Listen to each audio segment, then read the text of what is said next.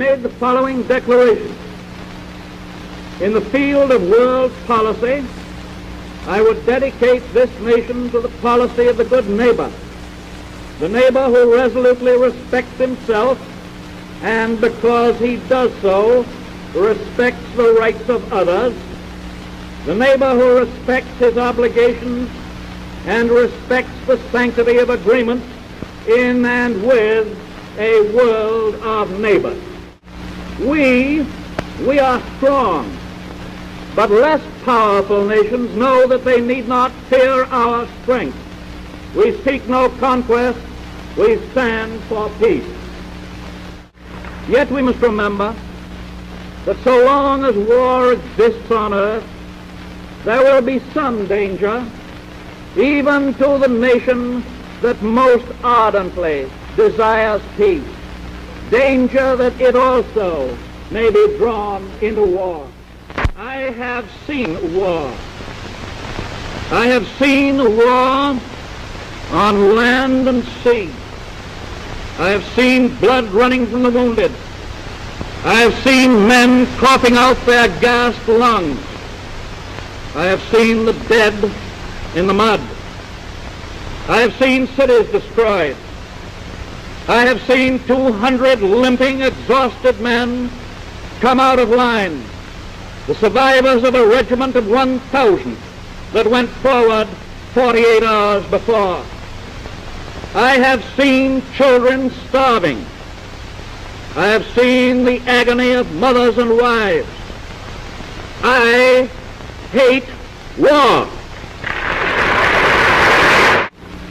I wish I could keep war from all nations, but that is beyond my power. I can at least make certain that no act of the United States helps to produce or to promote war. I can at least make clear that the conscience of America revolts against war, and that any nation that provokes war forfeits the sympathy of the people of the United States. Of all the nations in the world today, we are in many ways most singularly blessed. Our closest neighbors are good neighbors. And if there are remoter nations that wish us not good but ill, they know that we are strong. They know that we can and will defend ourselves and defend our neighborhood. They know that we seek to dominate no other nation, that we ask no territorial expansion, that we oppose imperialism, and that we desire reduction in world armaments. We believe in democracy. We believe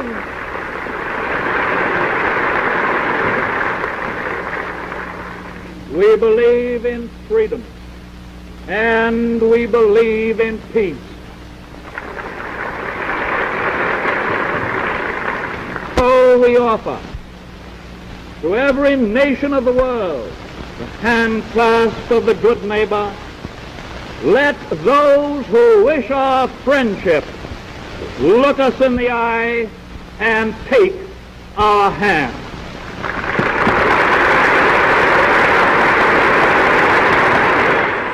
I have to begin by saying that the programming that has come from the Jackson Center has been excellent, and it has certainly proven that there is an interest, indeed a need, for the center. That doesn't just happen on its own. It requires a lot of work and a lot of donations, and not least of which it requires an individual's complete commitment and attention, and it's received that from Greg Peterson. And on behalf of all the people at Chautauqua who are interested in history, I'd like not only to congratulate you, but to thank you for your work. It's a really wonderful addition to the region. The video you're about to see, as Greg said, is a film of a speech delivered by Franklin Delano Roosevelt in 1936 on the platform of the amphitheater at the Chautauqua Institution. It was originally called International Relations. It was later changed to Foreign Affairs. And much later, after the speech had been delivered, it came to be remembered by the title using the most famous line from the speech, "I hate war." It was the fourth time Roosevelt had been to Chautauqua. Roosevelt was the seventh president to visit Chautauqua and the third president to visit Chautauqua while in office. Now, among the presidents, none is remembered more for his speeches than Franklin Roosevelt. The reason for this is his talent and the talent of those who worked with him to adapt the oratory of politics to a new medium, radio. And the speech that you'll be hearing was essentially a speech prepared for radio. But of course, this makes the video no less interesting. Just to mention a couple of details. If you look carefully, you'll catch a glimpse of Roosevelt walking. It's just a split second, but as he's coming to the podium. Film of Roosevelt walking is very, very rare indeed. More important, perhaps, is a point that was noted by John Barrett, that if you look at Robert Jackson while the speech is being delivered, and I think that's exactly where John's eyes are always focused, Robert Jackson is sitting behind Roosevelt a bit to your right. And when Roosevelt comes to that part of the speech where he describes the horrors of war and then finishes by saying, "I hate war," you can see Robert Jackson mouthing the words with Roosevelt, indicating that he was thoroughly familiar with the text of the speech, at least at that point. And it is very suggestive that he himself was the author of those words and probably of at least that part of the speech. Well, this is Roosevelt at his best. I believe that the 1936 election was the most important election in his career and actually the one he enjoyed the most. It was not an easy election. His domestic programs, at the very best, were met with mixed success. He had encountered serious obstruction both in Congress and in the Supreme Court. And his popularity was waning as many Americans came to fear that he was out of control and that his actions and policies were eroding American institutions. In fact, in one poll, not perhaps as scientific as poll taking today, but one poll that he had taken showed that 62% of Americans were dissatisfied with his performance at the beginning of the election. Moreover, he had to wage this election campaign without his most trusted political advisor, Lewis Howe, who died that spring, the spring of 1936. But in the end, he managed to win one of the greatest landslides in American history. Every state but Maine and Vermont. There was the saying, "As Maine goes, so goes the country." In 1936, that was changed to, "As Maine goes, so goes Vermont." The election not only gave FDR a second term, it literally changed him. From the start, he had said that the election was really about one thing only, and that was himself. Having won the election, he became more confident. He swung a little to the left, I guess. I think more correctly said, he became more radical. It also gave the Democratic Party a new face, which was essentially his face. It was the first time that blacks voted for the Democratic Party, alongside with other minorities.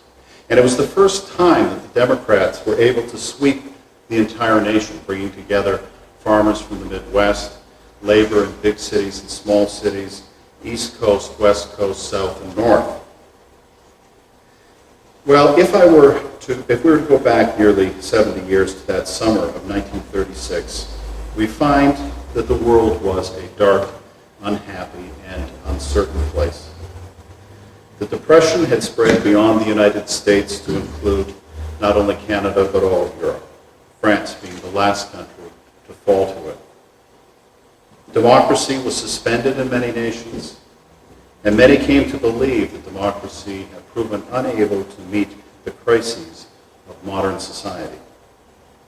What was worse, the specter of a terrible war was seen on the horizon. It had not even been 17 years since the First World War had ended. Now, if we were to think back 17 years from today, that would take us to the last year of the Reagan administration. And that was the only time that separated them from a war that was never to be repeated again. But as it was, this next war promised to be even more terrible than the first, with new weapons of destruction aimed primarily at cities and civilian populations. The World Disarmament Conference had failed. The Rome Naval Disarmament Conference had failed. The League of Nations itself had failed. And all nations were embarked on massive rearmament programs. The United States in 1935 had spent just over $500 million on defense. In 1936, it was budgeted to spend almost $1 billion. Japan continued its aggression in China, which it had started in 1933, unchecked. Italy, the fall before, had invaded Ethiopia, unchecked. Germany, in March of that year, had remilitarized the Rhineland, unchecked.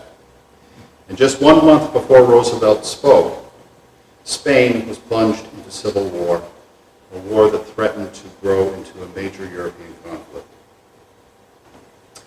Well, things didn't look so good for Chautauqua either in the summer of 1936. The gate receipts went down dramatically after 1929, and in 1933 the institution went into receivership. For the next 3 years it did everything it could to try to raise the money to hold off bankruptcy and closure, but it looked as though the 36th season would be the last season that the Chautauqua Institution would be open.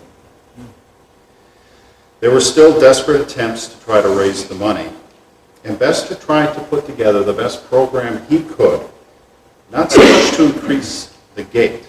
That would be pretty hard to do in those days because the gate fees were still reasonably small even for that time. A day pass was 50 cents. An evening pass, it was 75. An evening pass was 50 cents. A week was $4. The season was 12. It would take a lot of people to make the $150,000 they were short at the beginning of 1936. But he wanted instead to use the program to stimulate confidence and interest in Chautauqua so as to stimulate the philanthropic gifts that alone could save it from bankruptcy. A key component of this was to use the Chautauqua platform as a forum to discuss and analyze the terrible issues of the day. And to do this, he hoped to get the presidential candidates to come to Chautauqua. There were actually 4 presidential candidates that spoke at Chautauqua in the summer of 1936. And I actually have a cookie here for anyone who can tell me who the 4 were. One of them was Alf Landon. Alf Landon was 1. Franklin Roosevelt was 2. Number 3? Norman Thomas was 3. And now this is the tough one. Number 4? Lemke? No, Lemke did not come. He couldn't get Lemke to come. And he would not ask, I don't think, Browder to come. Who was the communist candidate? Sir? No. What's the question? Who was the 4th presidential candidate? Now, Alf Landon was an old Chautauquan. He had grown up spending his summers at Chautauqua. His father had been president of the men's club at Chautauqua. His mother had gone back a couple of generations of activity at the institution. And he and his wife were lifetime members of the Bird Tree and Garden Club. He was now governor of Kansas and had not been to Chautauqua for several years, but said he welcomed the idea of coming back. There was even talk of him setting up sort of a headquarters at Chautauqua to plan the strategy of the campaign. There was a lot of excitement at the beginning of the season with the announcement that Alf Landon would be coming. It was the first time that a presidential candidate in the course of the campaign had come to Chautauqua since 1912. 1912, they have four. Not four candidates, but they have four people representing presidential candidates coming. Most famous of all, of course, being William Jennings Bryan, representing Wilson. But that wasn't enough for Bester. He wanted Roosevelt there as well. Apparently, Roosevelt had promised Bester, and Bester knew Roosevelt going right back to the days when Bester worked with the Wilson administration during World War I, and FDR was the Assistant Secretary of the Navy. Roosevelt had promised, when he came in 29 as governor, that he would return, and apparently had repeatedly promised that he would return before his presidency was out. So he called that promise in, but it was still difficult to tie down FDR. Now, Eleanor agreed to come. She had been there the year before and spoke at the amphitheater. And I am told from a couple of sources it was her influence in the end that persuaded Roosevelt to agree to come to Chautauqua. And in effect, he took her place on the platform. She then did not come that year instead in order to have Franklin come in her place. Franklin agreed to come on August 10th, is when he told Bester that he would come, and he was due to arrive August 14th, which gave the institution 3 days to make the arrangements for his visit.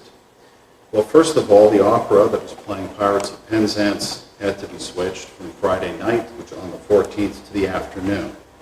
Chautauquans were asked not to park their cars in the grounds, to have all deliveries made the day before, to have guests come early, if they were leaving, to have their luggage gone before the afternoon.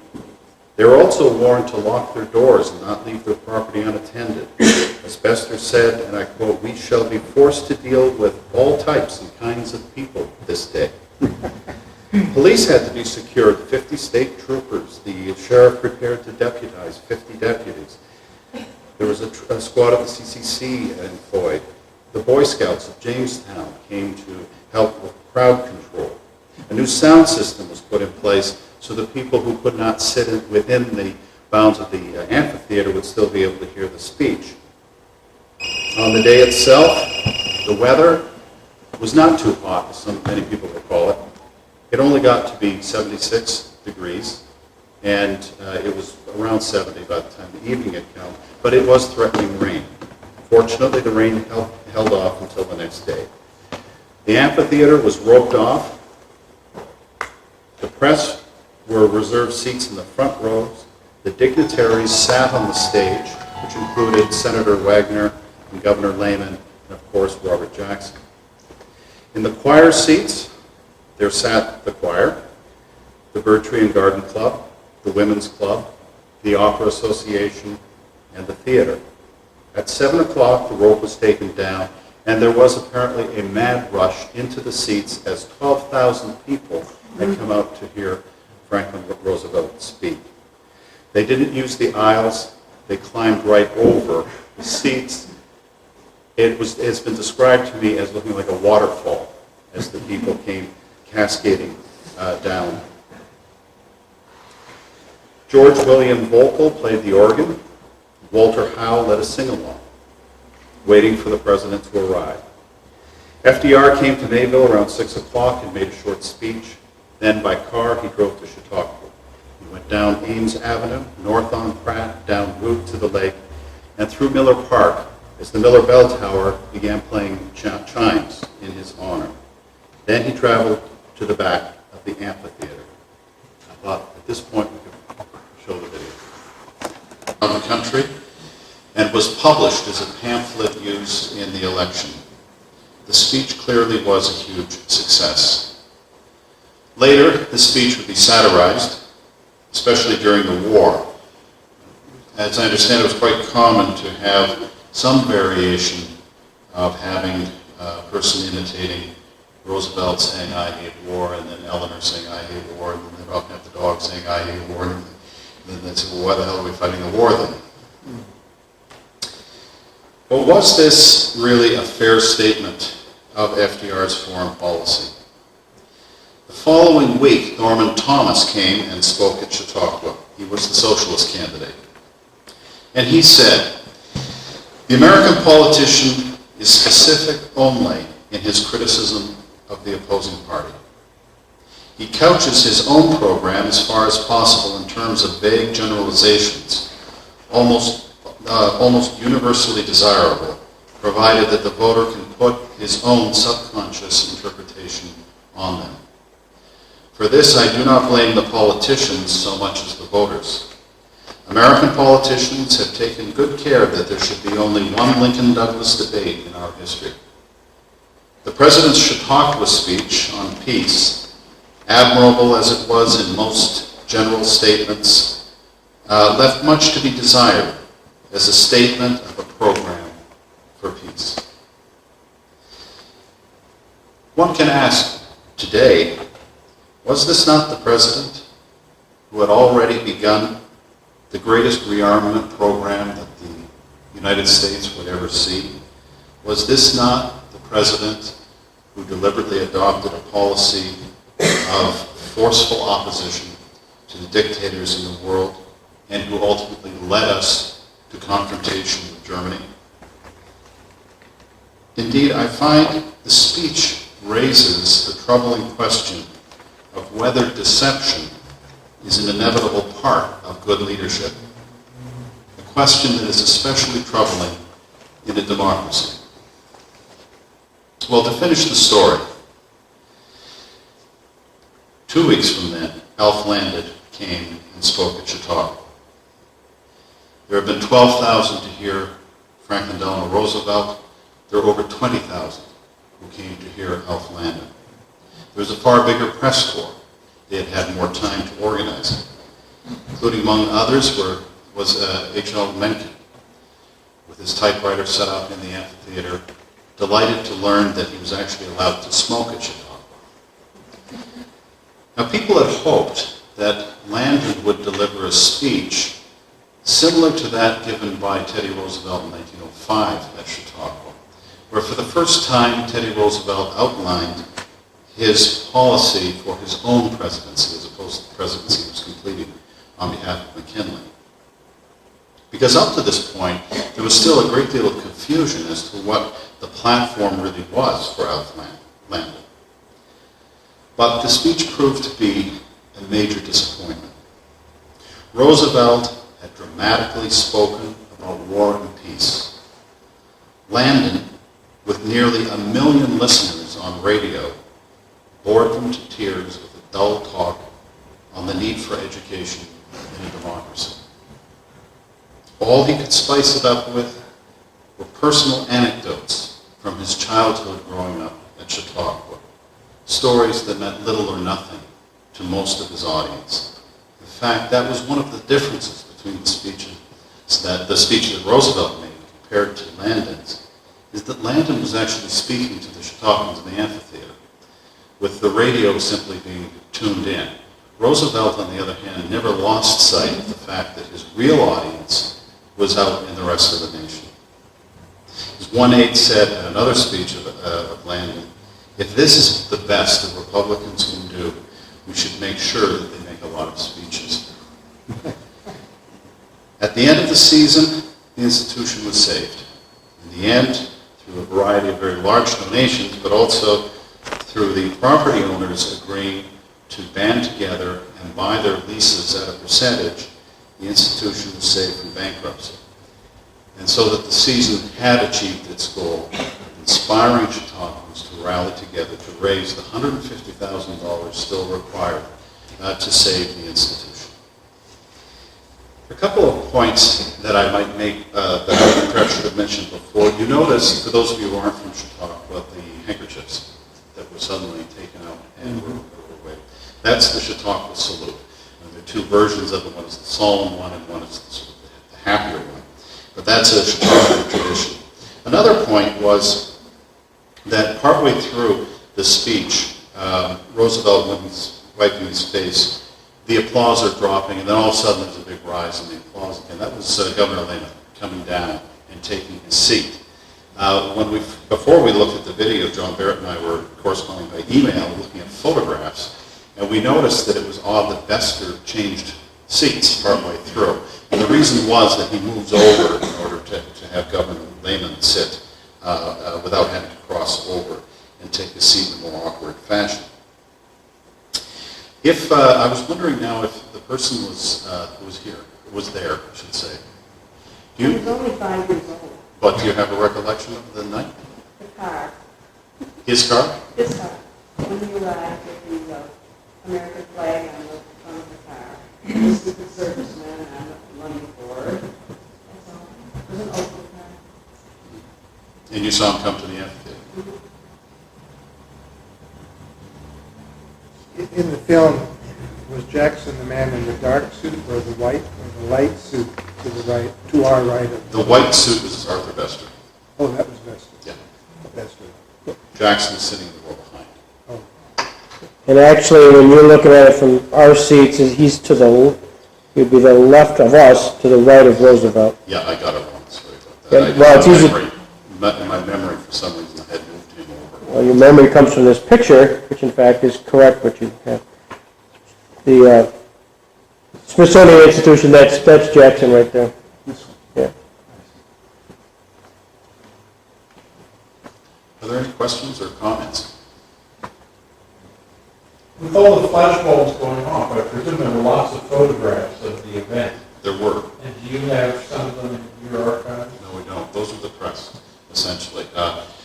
When Landon spoke, they obviously, there were some concerns about that, and the institution spoke to the Republican committee making arrangements. It was decided there would be no photographs allowed during the speech, only the film, which would be good. Which, Greg, if ever you find the film of Landon's speech, I'd be interested to play that and see how that goes. Because that also was filmed for a newsreel service, but there were no photographs actually of the Landon.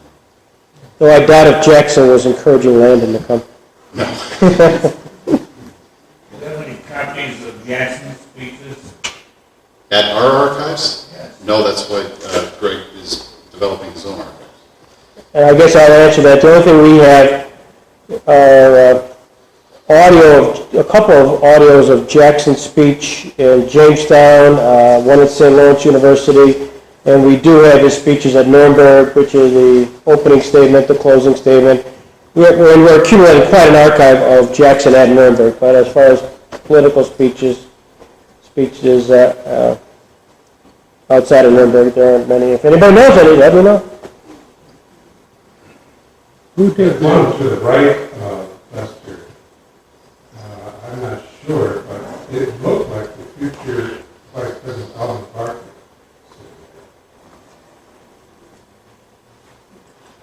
I'm drawing a blank, sorry.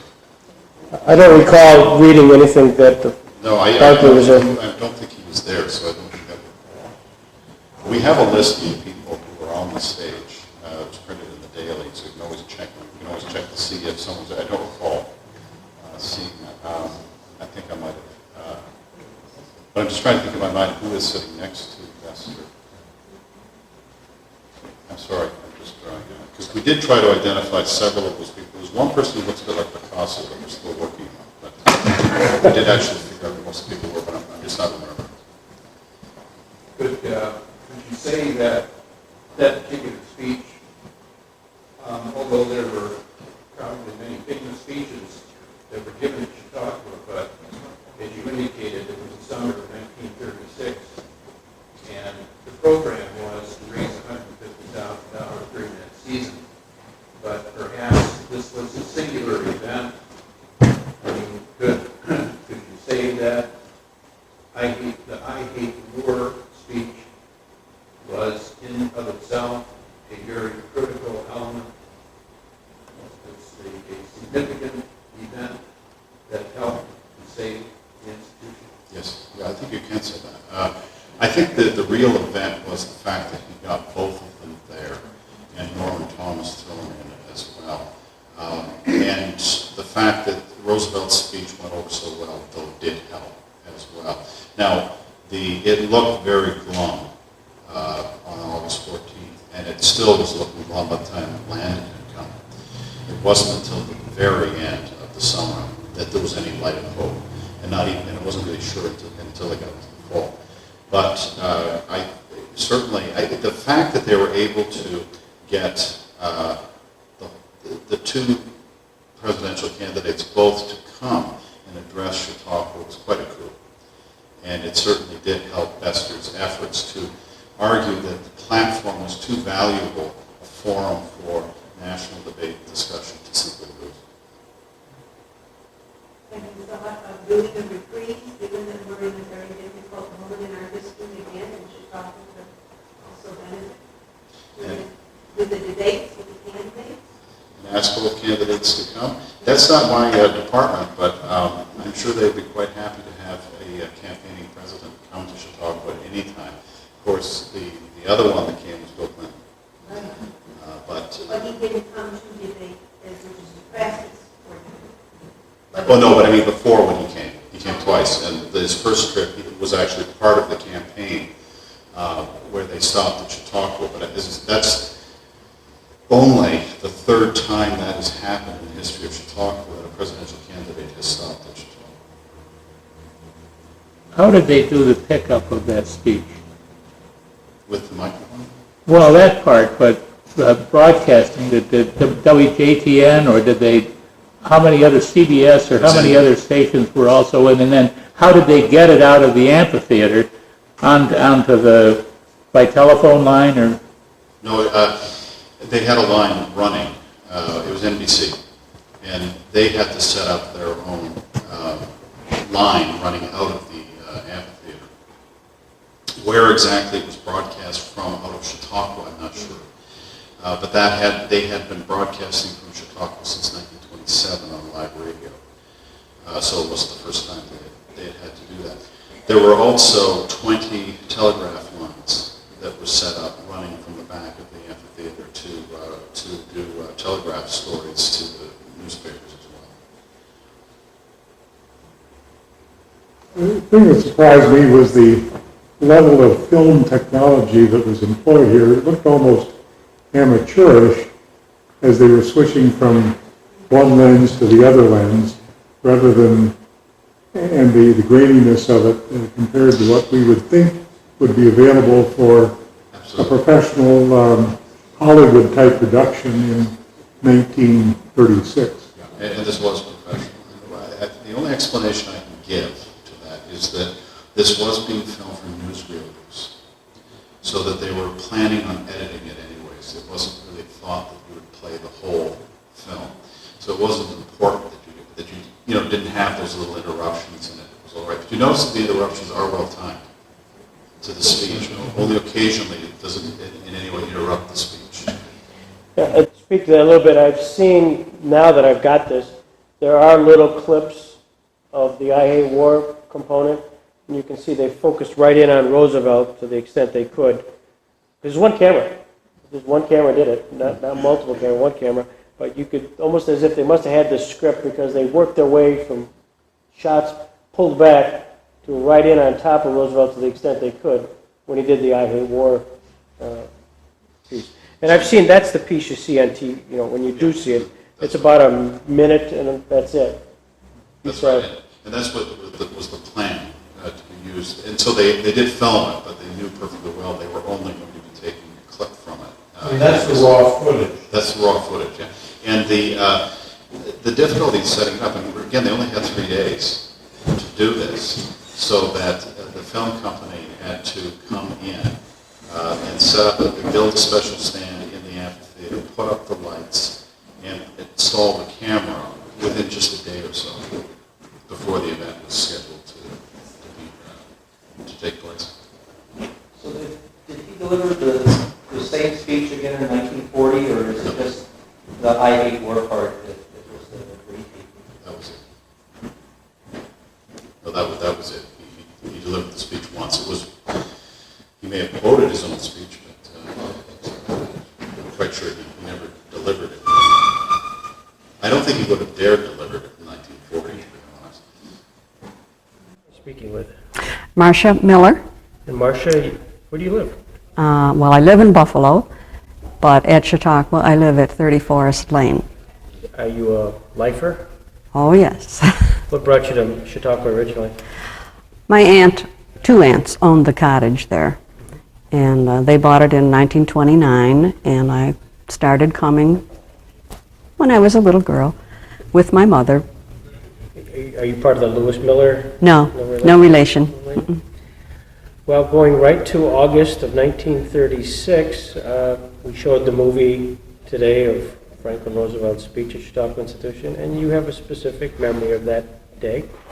Well, I was very young, 5 years old, and I just remember being taken down to the amphitheater to see the president arrive in his car, and that's what impressed me most, was the automobile with the flag, the American flag on the front, and a couple of Secret Service men on the running boards, and that's about all I remember, really. Do you remember much about the car, the size of the car? Was it It was big, yes. It was, I would say they would call it a touring car, and it was a large, dark color.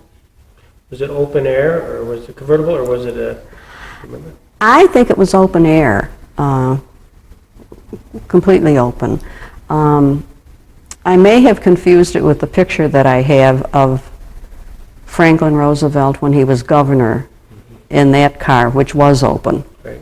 I wasn't there at that time, but I do have a picture of it. And I have a picture of Franklin Roosevelt on the stage at the amphitheater giving the speech. Do you have any recollection as to whether you went into the amphitheater at all? I don't have any recollection of that, no. How about the crowd? Oh, yes, I remember a lot of people. Did your mom and dad take you there? Were they holding your hand while you were watching it? Well, I'm By sure yourself? somebody was, and it was probably my mother and an aunt. I don't know what day of the week that would have been. A weekday. What, a weekday, yes, so probably none of the men would have been there. My father or my uncle would not have been there. Was there any kind of buzz on the grounds afterwards or before or as you were waiting in line? Don't remember. No. Well, this is terrific. And you've been to Chautauqua ever since? Been coming ever since. Not every year, but certainly during my early childhood, I was there at least once during the season with my mother. And we bought the cottage from my aunt's estate in 1964. So now we are cottage owners and still come to the same place every year with my family. What's your highlight of Chautauqua? Oh, I would have to say the music. Mm-hmm. Everything, really. Any specific events that you recall that saying, gee, I remember the time that... Well, the only time I really remember giving the Chautauqua salute was when Marian Anderson sang her last concert before she retired. It was a pretty emotional concert, wasn't it? Mm-hmm, mm-hmm. What was the basis of that? Do you remember? Did you know at the time that was the last concert? Yes, it was announced. Mm-hmm. Don't ask me what she sang, I don't remember. Well, what drew you here today, the speech? Yes, simply because, you know, I was there and I had never heard the speech. So I thought, well, I have a picture of it, but I better go and hear it. Did you learn anything today? Well, I learned about the people that were there because it was 12,000 people. That's a lot in the amphitheater. And I don't remember the crowds of people at all. So I probably wasn't very close to the actual amphitheater. This is fun. Thank you. Thank you for sharing your time. Well.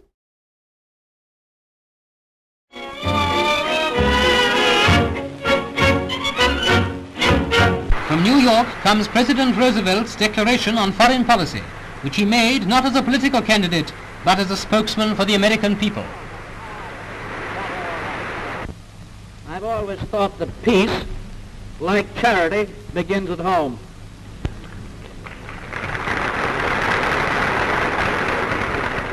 And that's why we have begun at home, here in North and South and Central America.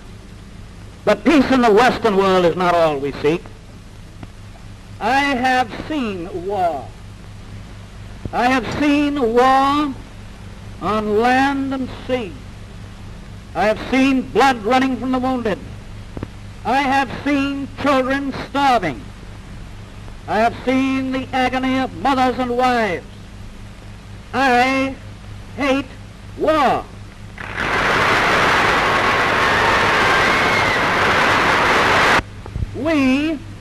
We are strong, but less powerful nations know that they need not fear our strength. We seek no conquest, we stand for peace.